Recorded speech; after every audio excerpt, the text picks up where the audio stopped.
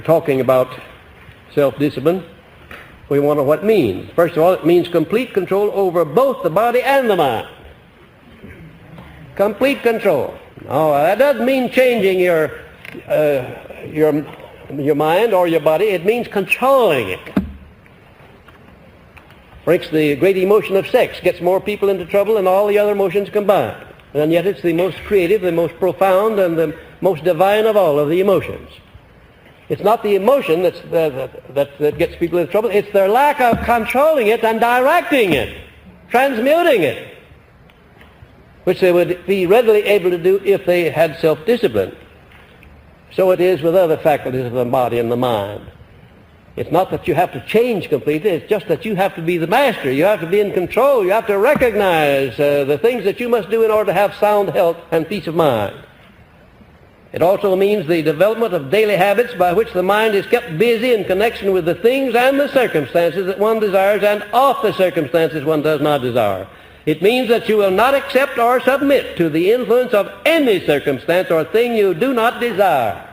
Nothing at all. Don't submit to it. You may have to tolerate it. You may have to recognize it's there, but you don't have to submit. That is, you don't have to let it conquer you. You don't have to admit that it's stronger than you are. But on the other hand, you assert that you're stronger than it because you're not going to submit to it. And you can give your imagination a wide range of operation there as to what these things are that you're going to have to deal with, but you're not going to submit to them. I'm not going to mention them. It might get too personal. It means that you will build a three-wall protection around yourself so no one will ever know all about you or what goes on in your mind. Isn't that an interesting thing?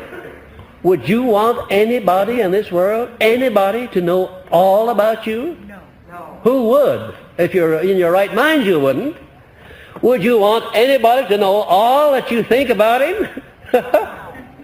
I'm sure you wouldn't. Well, there are a lot of people who just make the mistake of letting anybody that wants to know everything that goes on in their mind. All you have to do is start them talking. You know, these people who start their mouths to working and then go off and leave them. You know the type I'm talking about. They just get them started, and believe me, you find out all about them, good and bad. J. Edgar Hoover, with whom I did some professional work on a great many occasions and still do at times, told me once that the fellow who he's investigating is the best help to him of all because he gets more information from the guy that he's tracing than from all other sources combined. I said, why? He says, well, because he talks too damn much. Yeah, that's his exact reply. Tell me what a man fears, and I will tell you how to master him. The very minute you find out what anybody fears, you'll know exactly how to control him if you're foolish enough to want to control anybody on that basis. I don't want to control anybody on fear. Not at all. If I control anybody, I want it on the basis of what? Love. Of course, on no other basis. I wouldn't have any control over anybody on any other basis than that he wants to give me control of him. The average person talks too much for his own good. You've heard me speak of my invisible guides, and if you weren't in this philosophy, if you didn't understand metaphysics, you probably would say that was a very fantastic system that I worked out. But I'll assure you it's not a fantastic system. I'll assure you that it looks after all of my needs and all of my wants. I will admit that last week I became a little bit careless, and the guide to sound physical health let me down for a day or two, but I did something about it. I came to his rescue. I gave him a jab in the ribs and woke him up, and believe you, I've got more energy now than I've had since we started this course. So it's a good thing that I had that little cold, because it made me a little bit more particular to express gratitude to this guide of sound physical health, not neglecting. Now, I fully realize that these guides are the creation of my own imagination. I'm not kidding myself or anybody else about that. But for all practical purposes, they represent real entities and real people, and each one is performing the exact duty that I assigned to him, and is doing it all the time. The first of these guides is the guide to physical sound health. Why do you suppose I put that as number one?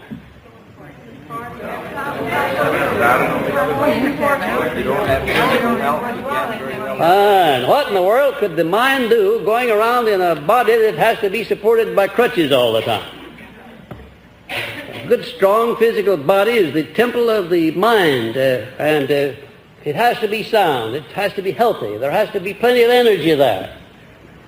When you turn on the old enthusiasm button, and if there's no energy there, you can't generate something out of nothing. You've got to have a store of energy, and energy is physical. It's physical in nature, and it's also mental in nature. But I don't know of anybody who can express intense enthusiasm whose body is a series of aches and pains. So the first duty to yourself is to your physical body, to see that it responds to all of your needs at all the times, does the thing that it was supposed to do, and you need a little bit more help than just what you can give during the day, because when you lay your body down, then nature goes to work on it, give it a tune-up and a working over, and you have to have this trained entity called the Guide to Sound Health to do that job, to supervise it, and to see that it's done properly. And then this number 2, the Guide to Financial Prosperity. Why do you suppose I put that second in importance only?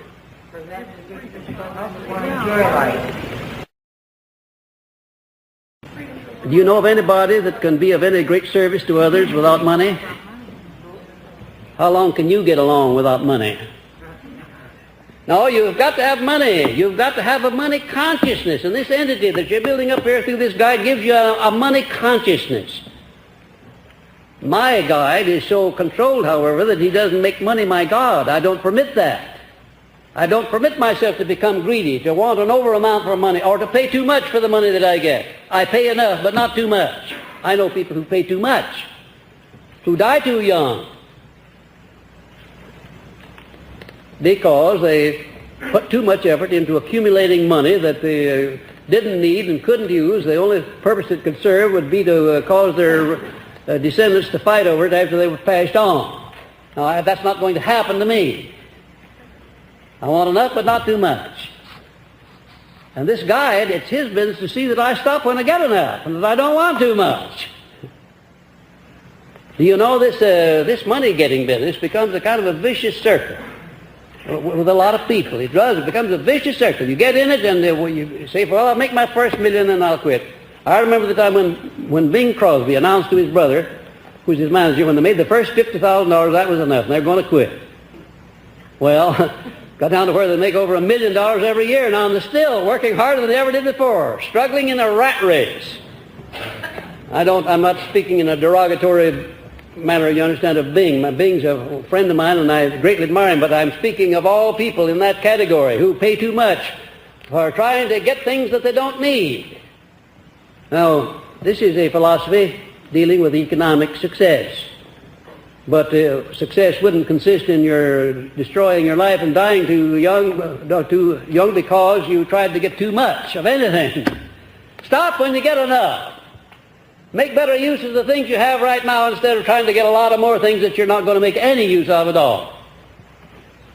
Oh, what a wonderful thing it is, that statement that comes out of the Bible. I won't translate it verbatim, but the meaning of it is not too much, not too little of anything. Not too much, not too little, just enough of everything. Want to learn what is enough, not too much. That's one of the blessings of this philosophy. It gives you a balanced life. You learn what is enough and what's too much.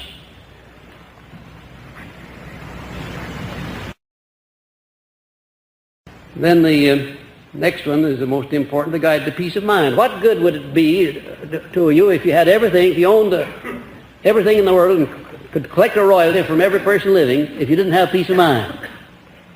What good would it be? Now, the reason I'm emphasizing these points along here, my friends, is that I've had the privilege of knowing intimately the most outstanding and the most successful and the richest men that this country has ever produced. I mean, sleeping in their houses, eating with them, knowing their families and their wives and their children, and seeing what happened to their children after they died and passed on. I've seen all of that. And I know the importance of learning to live a balanced life so that you can have peace of mind as you go along, and so that you can make your occupation or your daily labor, whatever it is, a game that you're getting joy out of. Not something to be abhorred and dreaded, but a game, if you please, that you play as ardently as a man would play a game of golf or some other game that he loves. I have always said that one of the sins of civilization consists in the fact that so few people are engaged in a labor of love, things that they like to do. Most people are doing things because they have to eat and sleep and have some clothes to wear. But when a man or a woman gets in a position where he or she can do the thing that is being done for the sake of love because they want to do it, I want to tell you they're really fortunate. And this philosophy leads to that very condition. But you'll never attain that position until you learn to maintain a positive mental attitude at least a major portion of your time. Out of all of those men that collaborated with me in the building of this philosophy, and they represented every outstanding success in every field, you might say, of that era. Out of all of those men, there was only one that I could say that even vaguely approached having peace of mind along with his other successes. John Burroughs undoubtedly was the one that came nearest it. I would say the one that came next nearest to it was Mr. Edison, and I would place Mr. Carnegie as number 3. And I'll tell you why he takes position number 3. In the latter part of his years, he practically lost his mind trying to find ways and means of disgorging himself of his fortune and giving it away to where it would do no harm. It almost drove him crazy. His obsession, his major obsession in the latter part of his days was to get this philosophy well organized while he was living and into the hands of the people so it would provide them with the know-how by which they could acquire material things, including money, without violating the rights of other people. That's what he wanted more than anything else in the world. Right. Dr. Gill, did he live to see? No, he did not. Mr. Carnegie died in 1919 before I had even translated this into a writing, before I'd written the first books on it. But he had checked with me and double-checked on 15 of the 17 principles. There are two people that I always regretted didn't live to see me in the day of my triumph after having seen me in the days of my discouragement and opposition. Those were my stepmother and my sponsor, Andrew Carnegie. It would have been a great joy to me and quite enough compensation for a lifetime of effort if I could have displayed to those two wonderful people the results of their handiwork in manipulating me and directing me at the time when I needed direction.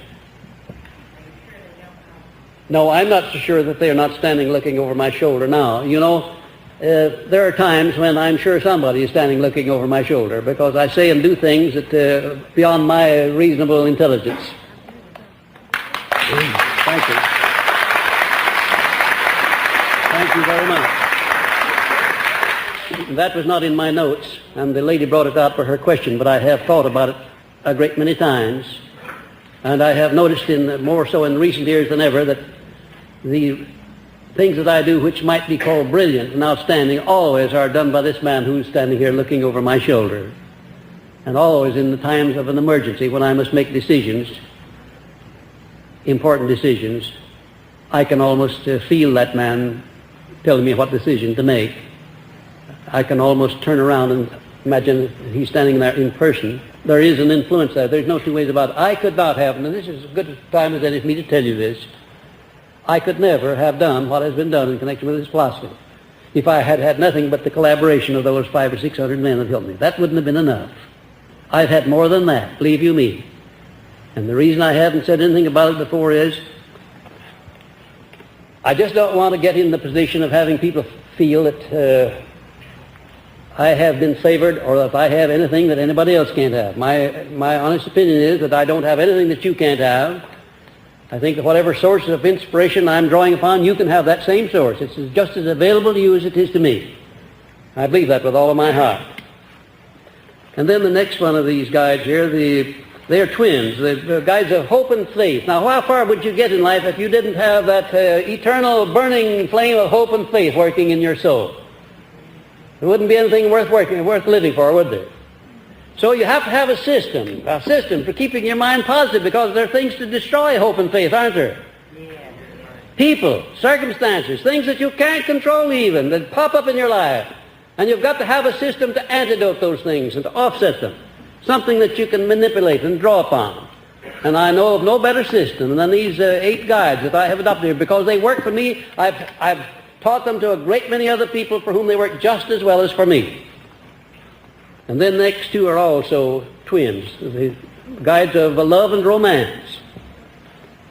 I don't believe that anything worthwhile could be accomplished unless a man or a woman romanticize whatever you're doing. In other words, if you don't put some romance into whatever you're doing, you don't get any fun out of it.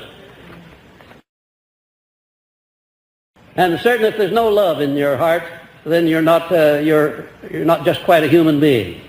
The main difference between the lower animals and the human being is that the human being is capable of expressing the emotion of love. It's a wonderful thing. It's a great thing. It's a great builder of geniuses and of leaders. And it's a great builder and maintainer of sound health. To have had a great capacity to love has been to have the privilege of rubbing elbows with genius. There's no exception to that. It's absolutely true.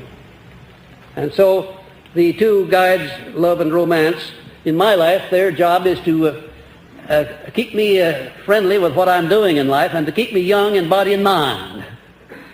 And they do just that, believe you me. Well, not only keep me young in body and mind, but they keep me enthusiastic, they keep me sold on what I'm doing, and they take the drudgery out of it. In other words, I don't have any such thing as hard work, because I don't work at anything. I play at everything I do. And everything I do is a labor of love. I recognize, of course, that before you get in a position where you can economically forget about earning a living, there's something that you have to think about that maybe takes a little of the pleasure out of work. But if you watch yourself, you can develop a system that will make everything that you do, even washing dishes or digging ditches or anything else, you can make it a labor of love for the time being. When I go home, I help Annie Lou wash the dishes. Not because she couldn't do it, but because I just want to feel that I'm not too good to help wash the dishes. And I get great joy out of doing it.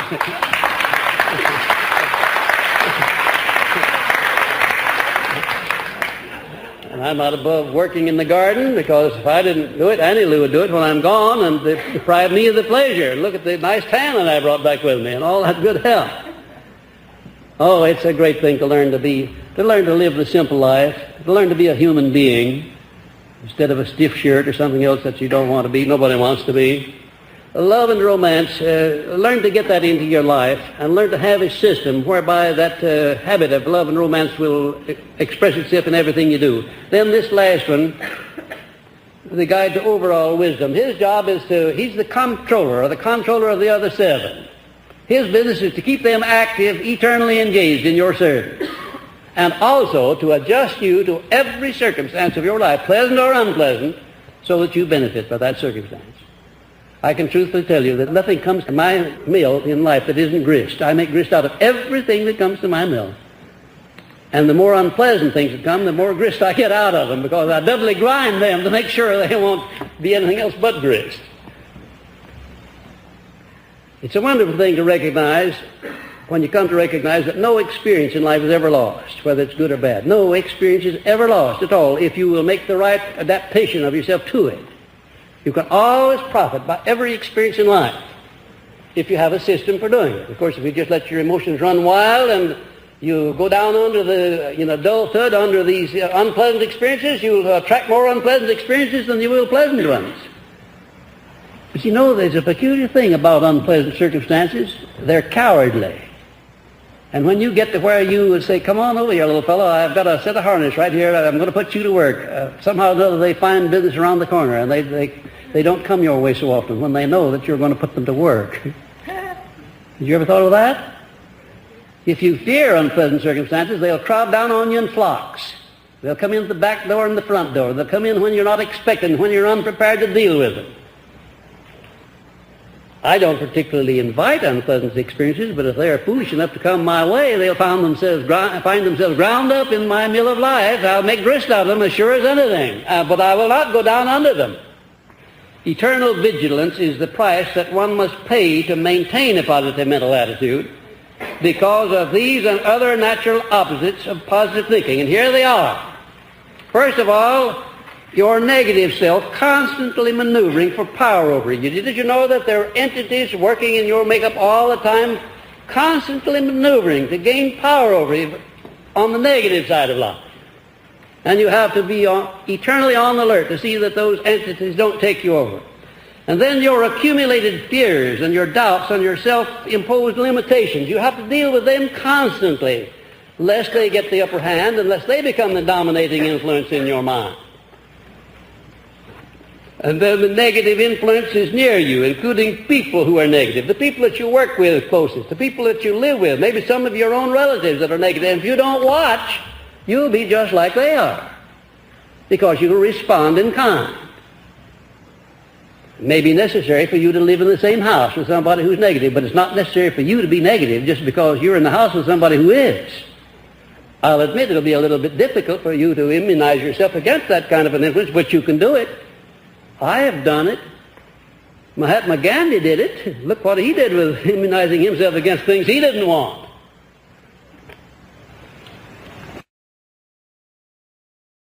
And then number 3, the negative influences near you, including people who are negative.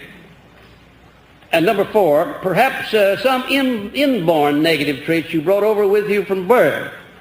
Now, these can be transmuted into positive traits too as soon as you ferret them out and find out what they are. I'm convinced that there are a lot of people who are born with natural traits of a negative nature. In other words, you take a person who's born in an environment of poverty, where all of his relatives are poverty-stricken, all of the neighbors are poverty-stricken. He saw nothing but poverty, felt nothing but poverty, heard nothing but poverty talk. And that was the condition I was born in. And I know you can be born with that trait. And it was one of the most difficult things that I had to whip, was this inborn fear of poverty. And then worries over the lack of money and the lack of progress in your business and profession or calling life. You can put in most of your time with worrying over the things, or you can transmute that state of mind over into working out ways and means of overcoming those worries. Think about the positive side instead of the negative side. Worrying over the negative side is not going to do anything except to get you in deeper and deeper and deeper. That's all it's going to do. And then unrequited love and unbalanced emotional frustrations in your relations with the opposite sex. You don't have to let these unrequited love affairs destroy your balance of mind as so many people do. It's up to you to do something about it, to maintain a positive mental attitude and to recognize that your first duty is to yourself. To get control of yourself and to not allow anybody, emotionally or otherwise, to upset your equilibrium. The Creator didn't intend that should be done, and you shouldn't let it be done. Then unsound health, either real or imaginary. You can worry an awful lot about that, about the things that you think might happen to you but never do, physically. You know, if it weren't for that, we call it in the materia medica, we call that hypochondria. That's a $2.50 word with the doctors. $5, yes, that used to be $2.50. It's $5 now. That's and sometimes a lot more than $5. Well, you can put in an awful lot of time becoming negative over that if you don't have a positive mental attitude towards your health. If you don't develop and build up a health consciousness. Think in terms of health. And your mental attitude would have a tremendous amount to do with what happens to your physical body. There's no doubt about that. You can try that out on any time you please when you think you're not feeling well, but let some good piece of news come along and how quickly you snap out of it. Haven't you had that experience? You weren't feeling so badly at all, but what this good news did away with the feeling that you had. And then intolerance, the lack of an open mind on all subjects. How much trouble that gives some people in maintaining a negative mental attitude. Then greed for more material possessions than you need. I've already made extensive comment on that. I'm talking now about the things that the prices that you have to pay, the things you have to conquer in order to have a positive mental attitude. Ignorance of the real extent of the power of your mind and its unlimited potentials for the attainment of anything you desire. Then lack of a definite major purpose and the lack of a definite philosophy by which to live and guide your life. You know, the vast majority of people have no philosophy to live by. Did you know that? No philosophy. They live by hook or crook, by chance, by circumstance, and they're just like a dry leaf on the bosom of the wind. They go whichever the way the wind blows, and there's nothing they can do by it because they have no philosophy of life. No set of rules to go by. Trusting to luck and to misfortune. And generally, misfortune is the one that rules. You have to have a philosophy that you can live by. Now, there are many philosophies, fine philosophies that you can die by. I'm much more interested in one that you can live by, and that's what we're studying here in this. It's a philosophy that you can live by in such a way that the neighbors around you look upon you as something desirable. They feel happy to have you there. You feel happy to be there. You not only enjoy prosperity and contentment and peace of mind, but you reflect that in everybody that comes into contact with you. And that's the way that people should live. That's the kind of a mental attitude people should have to live by. And then, last but not least, the habit of allowing others to do your thinking for you. If you're going to do that, you'll never have a positive mental attitude because you won't have your own mind. You were given a copy of our first edition of Success Unlimited as you came in the door. And you'll see one of my contributions over on the middle pages called A Challenge to Life. This challenge to life is something that I want to call to your attention because that is my reaction to one of the worst defeats that I've ever had in my entire career. I bring it to your attention because it gives you an idea of how I go about transmuting an unpleasant circumstance into something useful. Now, when this circumstance happened, I had real reason to go out and fight, and I don't mean fight mentally or orally, I mean fight physically. If I had to settle the business from behind pine trees with six-shooters, it would have been justified under the circumstances. But instead of that, I elected to do something that would damage no one and that would benefit myself. I elected to express myself through this essay, which says that a challenge to life, which says, life, you can't subdue me because I refuse to take your discipline too seriously. When you try to hurt me, I laugh, and the laughter knows no pain. I appreciate your joys wherever I find them. Your sorrows neither discourage nor frighten me, for there is laughter in my soul. Temporary defeat does not make me sad. I simply set music to the words of defeat and turn it into a song. Your tears are not for me. I like laughter much better. And because I like it, I use it as a substitute for grief and sorrow and pain and disappointment. Life, you are a fickle trickster. Don't deny it. You slipped this emotion of love into my heart so that you might use it as a thorn with which to prick my soul. But I learned to dodge your trap with laughter. You try to lure me with the desire for gold, but I have fooled you by following the trail which leads to knowledge instead. You induce me to build beautiful friendships, then convert my friends into enemies so you may harden my heart. But I sidestep your fickleness by laughing off your attempt and selecting new friends in my own way.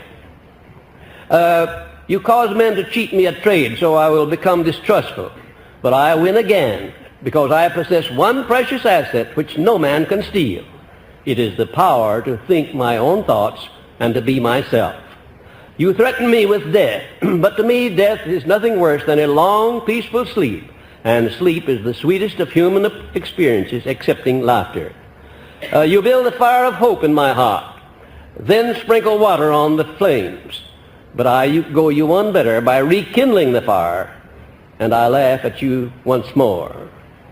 Life, you are licked as far as I'm concerned, because you have nothing with which to lure me away from laughter, and you are powerless to scare me into submission. To a life of laughter, then, I raise my cup of cheer.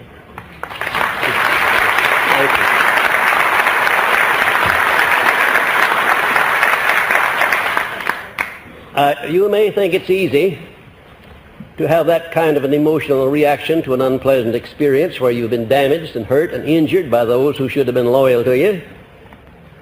This business of striking back at people who have injured you or tried to injure you is just a lack of self-discipline. You haven't really become acquainted with your own powers or your own ways and means of benefiting by those powers if you stoop to the low level of trying to strike back at some person who has slandered you, vilified you, or cheated you in one way or another, or even tried to do any of those things. Don't do it. Don't ever do it. Because you'll only lower yourself in the estimation of yourself and of your Creator. There's a better way, a better weapon that I'm trying to put into your hands with which you can defend yourself against all who would injure you. And if you will take my word for it and use the self-discipline based upon this lesson that we have tonight, and never allow anybody to drag you down to their level. You set the level on which you wish to deal with the people, and if they want to come up to your level, all right. If they don't, let them stay down on theirs. There's no sin in that. Set your own high level and stand your ground come what may. I have a better way of defending myself. I have a mind. I know what to do with that mind, and I never am without defense. Now, I've got that out of my system. We'll go down to my lesson. But I did want you to get this idea. And when our editor chose this challenge to life out of some one of my books to publish in the first edition, I said, that's fine, and I want every one of the students to have a copy of the magazine because I want to tell them the story back of that essay. And you may be interested in knowing that that essay was largely responsible for the late Mahatma Gandhi becoming interested in my philosophy and having it published throughout India. That essay has already influenced millions of people and will in time be indirectly or directly of influence beneficially to millions of people who have not yet born. So the power, it's not the brilliancy of the essay, it's the thought back of it. Don't you know that you react to these unpleasant things in life in such a way that life can't conquer you? That nobody can conquer you. And you've got laughter in your soul. I want to tell you, you're sitting very close to the plane on which the Creator acts himself. When you've got laughter in your soul, it's a wonderful thing to have. A wonderful thing. Laughter. Laughter in the soul, laughter on the face. And I want to tell you, you'll never be without friends. You'll never be without opportunity. And you'll never be without a means of defending yourself against people who do not know anything about laughter.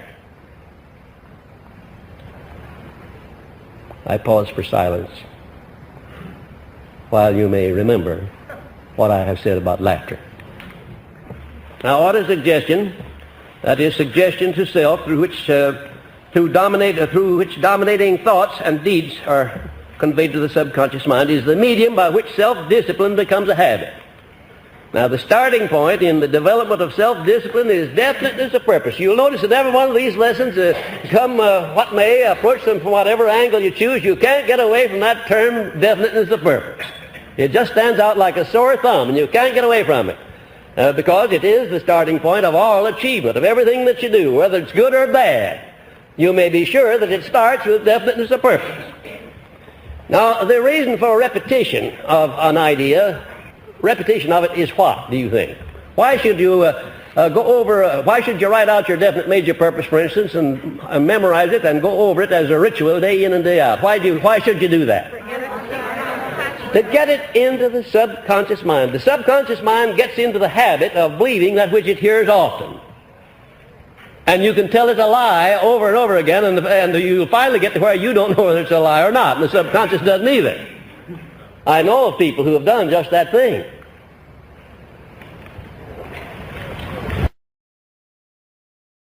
Now, obsessional desire is the dynamo that gives life and action to definiteness of purpose. Obsessional desire. An obsessional desire is a desire that... How do you make a desire obsessional in the first place? Let's get into that. That's right, by living with it in your mind, calling it into your mind and seeing the physical manifestation of it out there somewhere in the circumstances of your life. In other words, if you have an obsessional desire for enough money to buy a new Cadillac, let us say, and you're now driving a Ford or something less than a Ford, you want that nice new Cadillac, you don't have enough income to pay for it, you don't have enough money, what do? Well, the first thing you do, you go over to the Cadillac agency and get one of those nice new catalogs with all the models in it, and you turn over and you pick out the model you want. And every time you get in that Ford and start down the street, just before you start off, you kick off the starter and then you shut your eyes for a few moments and you see yourself sitting on top of a nice new Cadillac. And as she purrs down the street, as you give her the gas, you imagine right now that you already have, you know you own this Cadillac, but you don't exactly have possession of it. But for the time being, you're there at the wheel of your Cadillac. Sounds silly, doesn't it?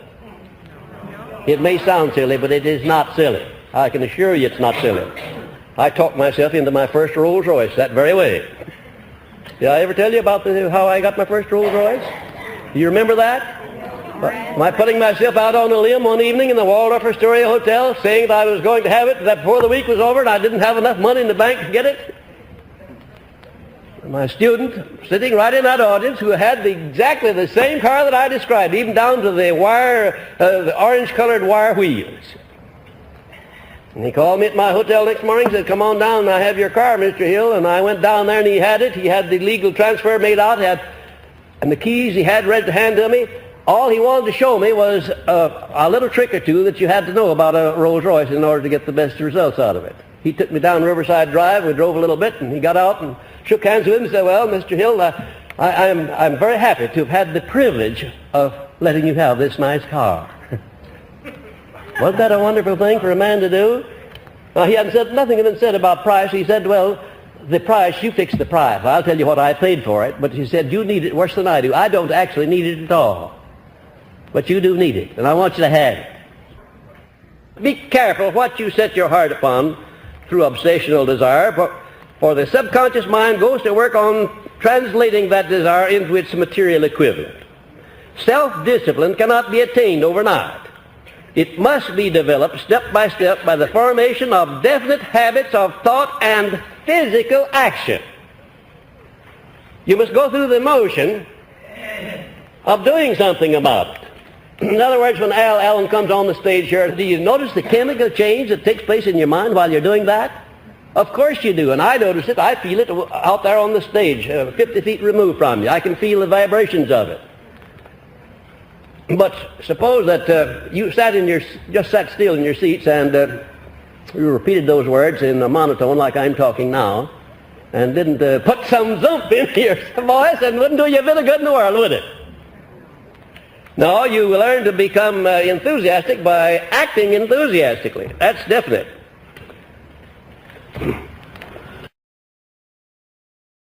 Now, the reason I admonish you to be careful what you set your heart upon is this. If you follow the instructions laid down in this lesson, if you set your heart on anything and stand by that decision, you're going to get it.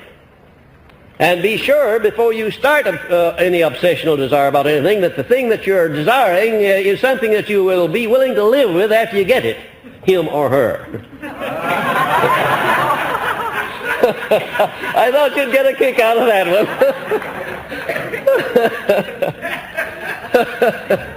Oh, yes, I know. I see a lot of cackling around in this audience of people who are married, who understand exactly what I'm talking about.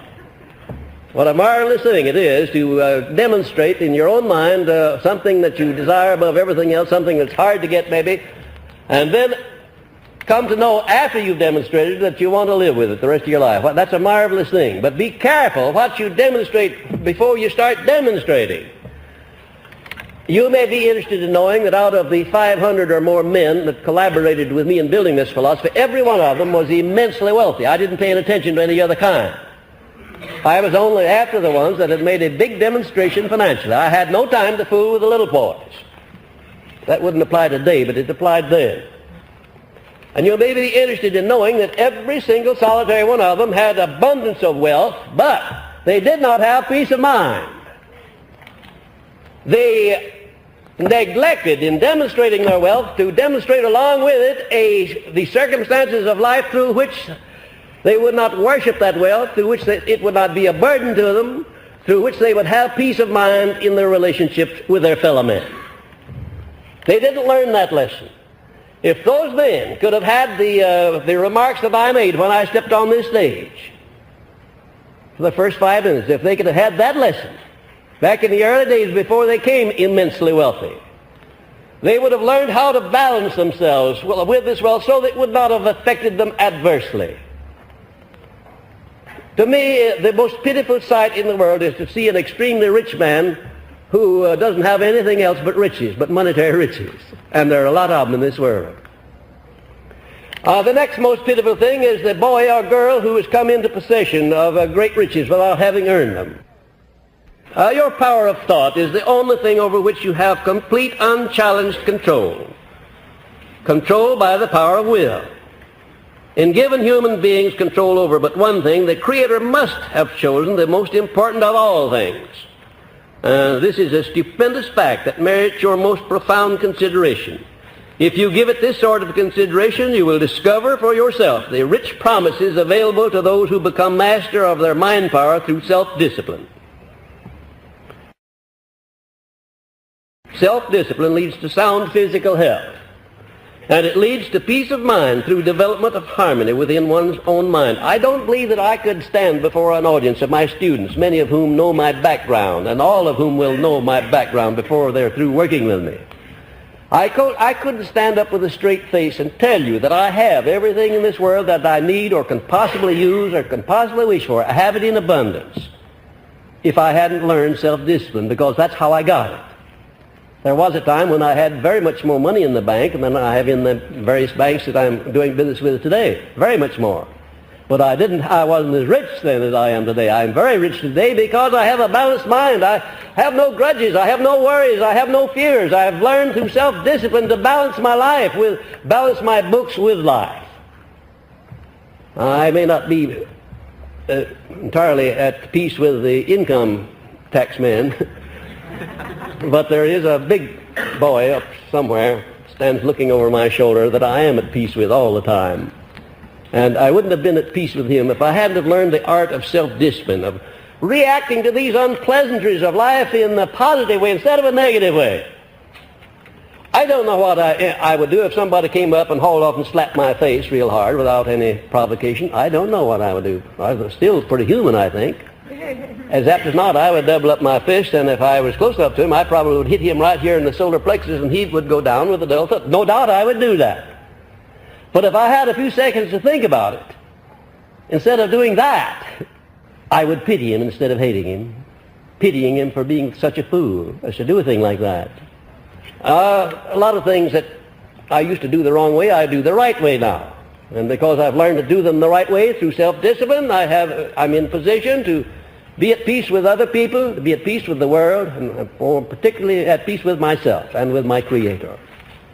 That's a wonderful thing to have, no matter what other kind of riches you have. If you're not at peace with yourself and with your fellow men and with those you work with, if you're not at peace with them, then you're not rich. You never will be rich until you learn through discipline to be at peace with all people, all races, all creeds. I have sitting here in this audience Catholics and Protestants, Jews and Gentiles, people of different colors, different races. Why, to me, you're all the same color, you're all the same religion. I don't know the difference and don't want to know the difference, because in my mind there is no difference.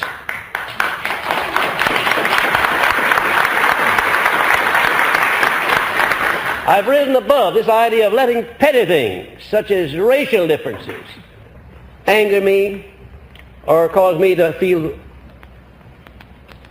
at the least out of step with my fellow man. I just won't let those things happen, and there was a time when they did happen. And you know, one of the curses of this world in which we're living, and particularly of this melting pot here in America, is that we haven't learned how to live with one another. We are in the process of learning. And when we are all indoctrinated with this philosophy, we'll have a better world here in the United States, and I hope it'll spread over into some of the other countries too.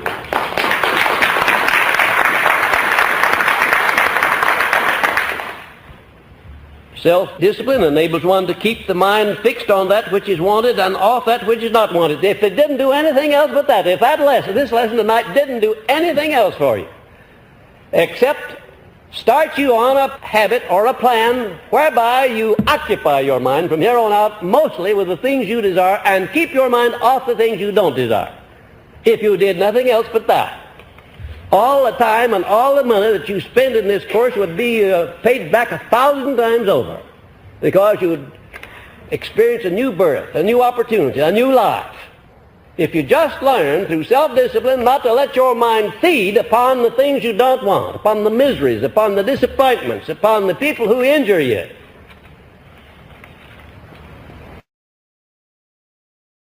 Now, what I'm telling you to do is, it's much easier for me to tell you than it is for you to do it. I know that. I'm not unappreciative of it, of what a difficult thing it is to start in keeping your mind occupied with the money that you're going to have when you don't have any now. Now, I know that. How do I know it? Well, I'll not tell you. You give a guess. I know all about it. You want no experience. That's right. That's right. I know what it is to be hungry. I know what it is to be without a home. I know what it is to be without friends. I know what it is to be ignorant and illiterate. I know all about that.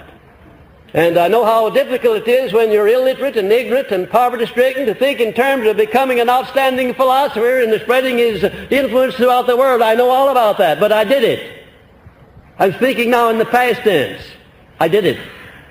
And if I can conquer the things that I've conquered, I know that you can do an equally good job. But you'll have to take possession. You'll have to be the person in charge. Take possession of your own mind and keep it so busy occupied with the things that you want, the things you want to do, the people that you like, that you have no time left to think about the things you don't want or the people you don't like. And speaking about people you don't like, had you ever thought of examining very carefully the people, and as near as you can without bias, the people you think you don't like, not to look for their faults, to justify your opinion of them. Don't do that. That's very easy. That's the natural thing. That's what the weakling would do. But a strong person will keep himself in subjection through self-discipline, and he'll start in looking in the life of the person he doesn't like for some of the things that he does like. And if you look fairly and squarely, you'll find some of those things in every human being. There is nobody so bad in this world but what he has some good in him. If you look for it, you'll find it. If you don't look for it, you will not find it. I think one of the evils of this age in which we're living, maybe it's the evil of all ages, is that when we come into contact with other people, if they give us the slightest reason on earth for doing it, we not only look for all of their shortcomings, but we multiply those shortcomings and step them up into something bigger than they are. And that's a great discredit and disservice to the person who does it. Because you under-evaluate. You can under-evaluate your enemies to where they'll destroy you. And you can underestimate your opposition too. And you'll have opposition. You'll always have it. But you can convert a lot of that opposition from enemies into friends if you adjust yourself and start to work on yourself first. Don't start to work on the other fellow to convert him over to your ways of thinking. Start working on yourself to become charitable, to become understanding, to become forgiving. And if a person does you an injury, an out-and-out injury without provocation, you have one of the grandest opportunities in the world to do what? You have a prerogative that he doesn't possess because he's lost the initiative. If a person injures you with or without provocation, he's lost the initiative and you have it. And what is that initiative? You have the prerogative right to forgive him and pity him, don't you? That's what you have. I want you to emphasize the three mental walls of protection against outside forces. Now, you heard me speak about those three mental walls on one occasion, but maybe I spoke only casually, and maybe I didn't make a definite lasting impression upon you of the necessity of building up a way of immunizing yourself against outside influences that would disturb your mental capacity or anger you or make you unhappy or make you afraid or take advantage of you in any way. I have this system, and it works like a charm. Now, when you get out to where you have as many people knowing you all over the world as I do, and as many beloved friends clamoring for appointments and so forth as I have, you'll have to have a system of choosing how many of them you'll see and how many of them you won't. That just goes without saying. You'll have to have that. Maybe you don't in the beginning. I didn't in the beginning, but I do now.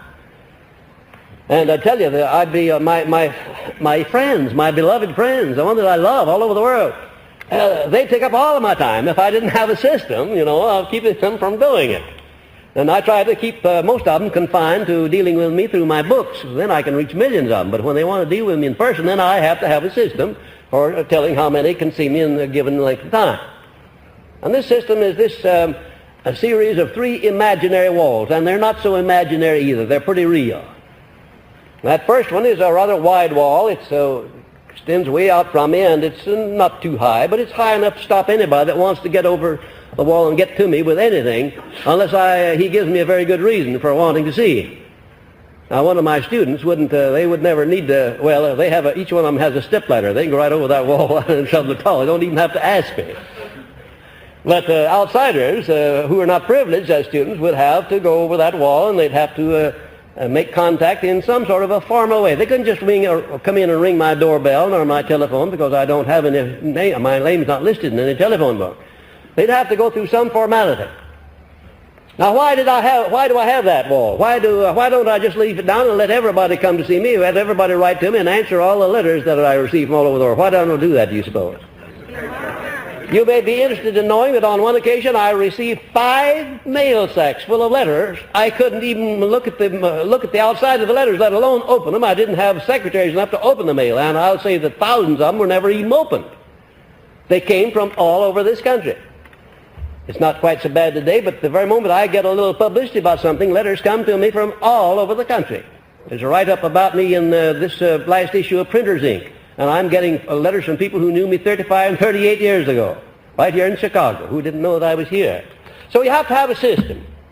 Now, when they get over that first wall, they immediately come into contact with another wall that's not so big and not so commodious, but it's much higher, many times as high. And they can't go over that with any stepladder. I'll tell you, you students couldn't do that, even if you had a stepladder. But there is a way of your getting over it.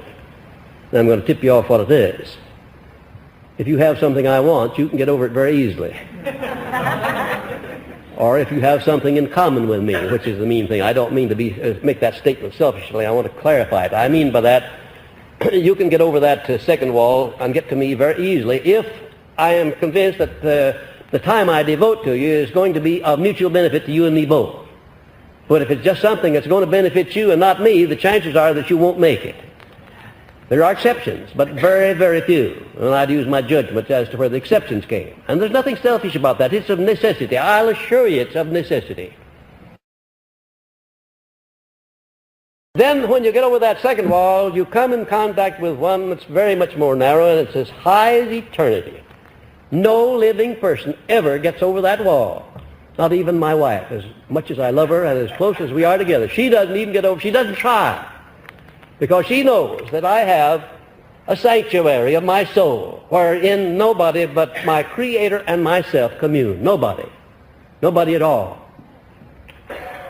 And there is where I do my best work. When I go to write a book, I retire into my sanctuary, lay out that book, commune with my Maker, get instructions. When I come to an intersection in life that I don't understand which way to go, I go into my sanctuary. I ask for guidance, and I always get it. Always. Always. Don't you see what a wonderful thing it is to have this system of immunity? Don't you see how unselfish it is? Your first duty is to yourself. Shakespeare's marvelous poetic lines, "To thine own self be true, and it must follow as night to day. Thou canst not then be false to any man." I was thrilled to the marrow of my bones when I first read that. I've read it hundreds of times. I've repeated it thousands of times. Because how true it is that your first duty is to yourself. Be true to yourself. Protect your mind. Protect your inner consciousness. Use self-discipline to take possession of your own mind and to direct it to the things you want and to keep it off the things you don't want. That's your prerogative. The Creator gave you that as the most important and precious gift of the Creator to mankind. And you could do nothing less than show your appreciation by respecting that gift and using it. Make up a list of 5 traits of personality in connection with which you need self-discipline for improvement. I don't care how perfect you are. There's not a person in this class who couldn't sit down, and if you really be honest with yourself, and if you don't know the answers, get your wife to tell you. She'll tell you some of these things that you should get in this list. Or your husband, but maybe he'll do a good job too. Maybe in some cases you won't have to ask the husband, he'll tell you without it. Or the wife, vice versa. But to find out 5 things in your personality that you need to change, and write them down.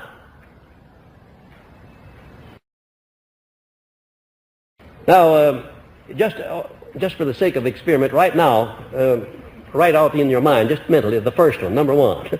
Surely everybody in this room can think of one trait of personality that you'd like to change. You're not going to do anything about your defects until you take inventory of them and find out what they are, and get them on paper where you can see them.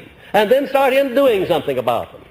And after you discover these 5 traits in connection with which you need to use self-discipline for improvement, you start in immediately to develop the opposite of those traits.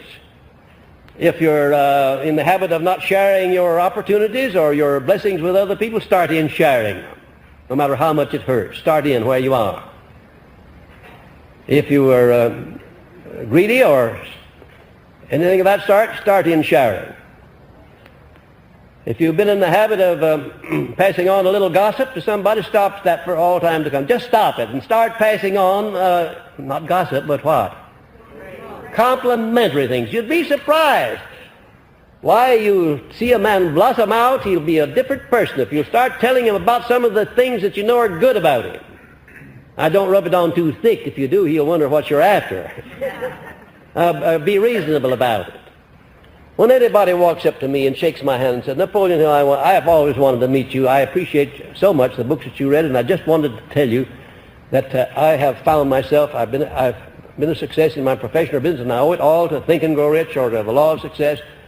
I know that that man is telling the truth because I can tell by the way, the tone of his voice, the look in his eye, and the way he takes hold of my hand. And I appreciate it.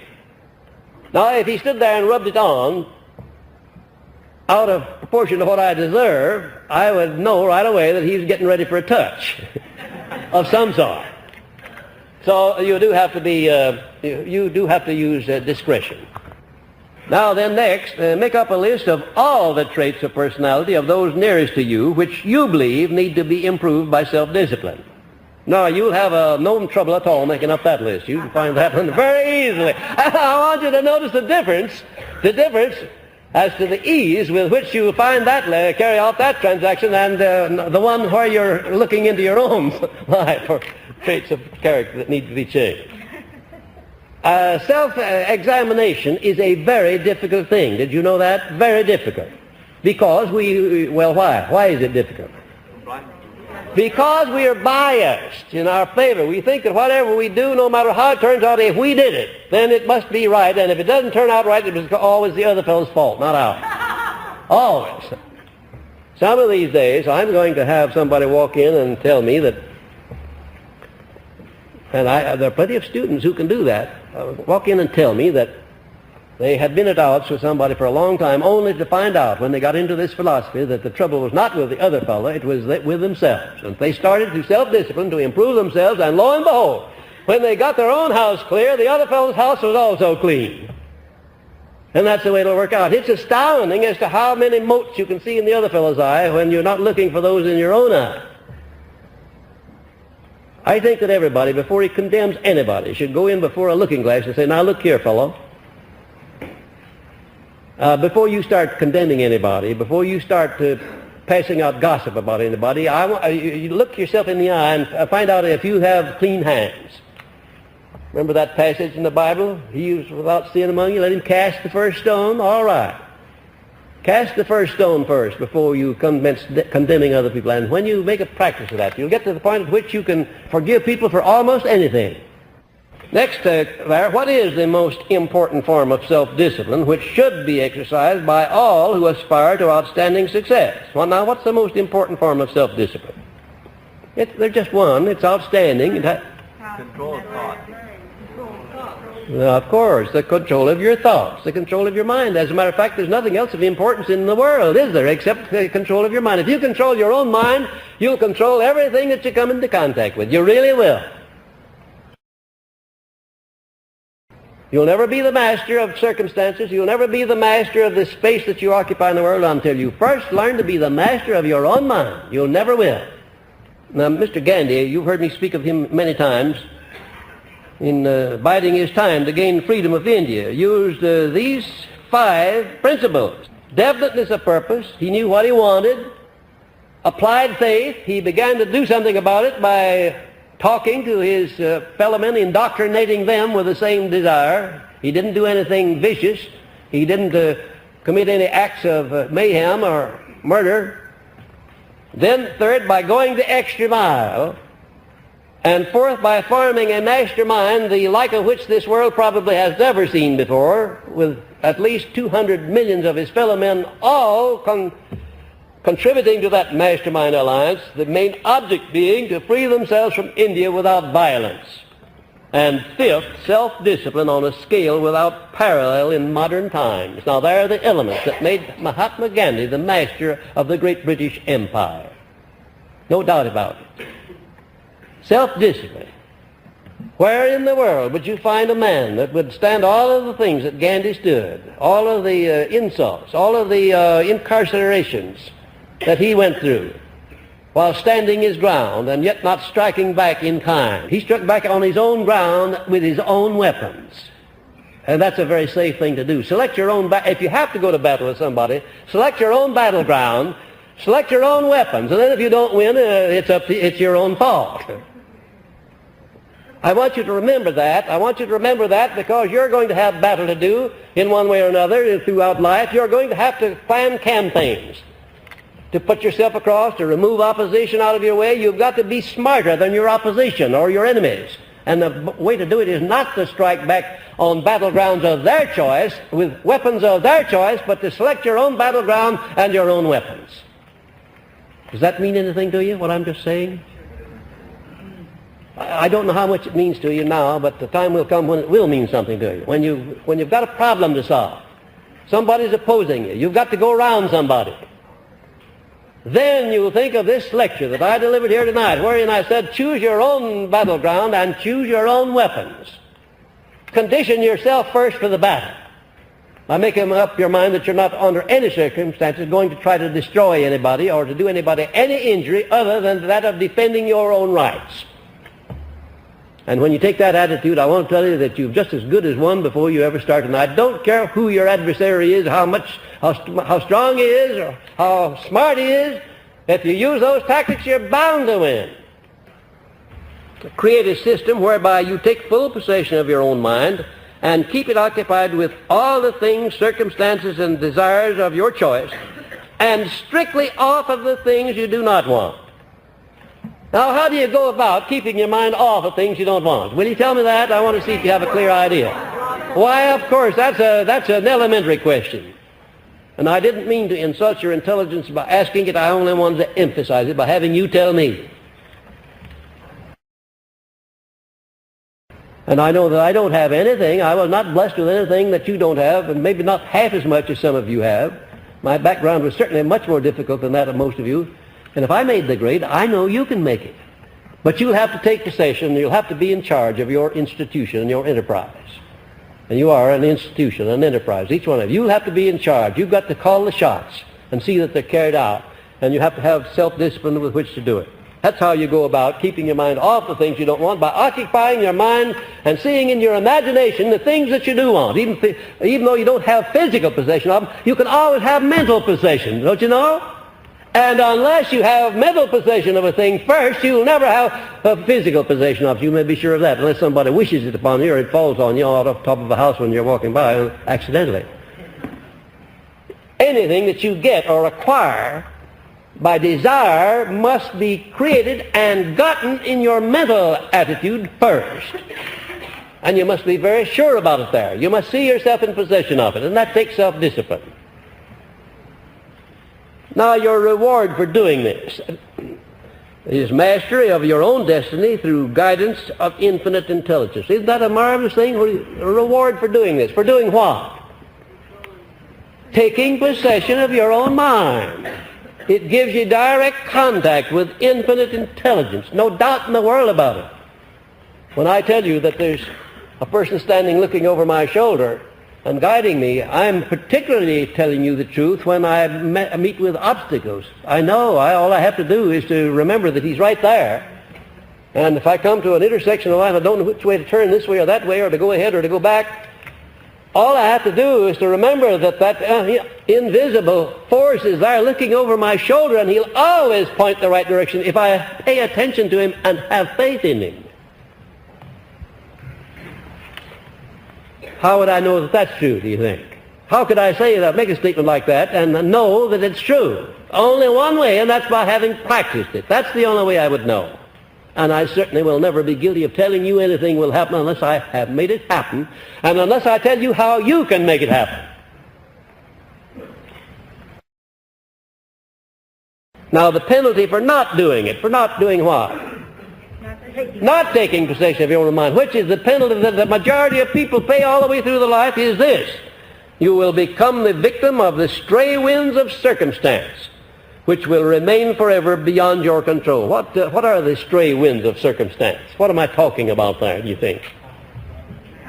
You'll become the victim of every influence that you come into contact with, enemies and everything else alike. All these things that you don't want will sway you like a leaf on the bosom of a wind, unless you take possession of your own mind. That's the penalty that you must pay. Isn't it a strange thing to contemplate? Isn't it a profound thing to recognize the truth that you have been given a means by which you can declare and determine your earthly destiny, and that along with that comes a penalty, and a tremendous penalty that you must pay if you don't embrace that asset and use it. And along with it also comes this tremendous asset or reward that you do receive automatically if you accept that asset and use it. What a profound thing it is. If I didn't have any other evidence of a first cause or a creator, if I didn't have any other evidence than what I know about that principle, then I would know there had to be a first cause. Because that's too profound for any human being to think out. Giving you a great asset and then penalizing you for not accepting it, rewarding you if you do accept it. That's the sum and the substance of what happens when you use the self-discipline with which to take possession of your own mind and to direct it to the things you want. Never mind what you want. That's nobody's business except yours. Did you hear what I said then? Yeah. You sure you heard it? Yeah. That's nobody's business, what you want but yours. I don't want you to forget that. Don't let anybody come along and sell you the idea that as to what you should want. Who's going to tell me what I want or what I should want? Yes, you bet your life. It hasn't always been that way, but it is that way today. There isn't anybody going to tell me what I want. I'll do that. And if I allowed anybody else to tell me, I'd think it was an insult to my Creator, because He intended that I should have the last word about this guy here. And believe you me, I take it. I take it all the time. I don't hurt anybody else, and nobody else. I would do nothing in this world under any circumstances to injure anybody or anything. Whatever you do to or for another person, you do to or for yourself. It's an eternal law. Nobody can avoid or evade that law. That's why I wouldn't be a prosecuting attorney. That's why I was so proud that I didn't follow my inclination and become a lawyer. I had a long visit with my brother Vivian. He's a lawyer. And he practices, he specializes in divorce suits, especially divorce suits of very wealthy people. And I want to tell you the penalty he's paying for knowing too much about the bad side of domestic relations. He got so much of that he came to the conclusion all women were bad, and he never married. He's never had the pleasure of a wife like I have, because he thinks that all women are bad, because he's judging them by the ones he knows best, which is a common trait of all of us. We judge people by the ones we know best, don't we? And it's not always fair either to do that. Certainly not in his case. I'm calling to your attention some of the vital things in life that you need to deal with. You need to understand yourself and understand people and understand how to adjust yourself with people that are difficult to get along with. You need to know that, because there are a lot of people in this world that are difficult to get along with, and there are going to be a lot as long as you and I live and long after that. So we can't do away with those people that are difficult to get along with, but we can do something about it by doing something with ourselves. Does that make sense to you all or not? I think it does.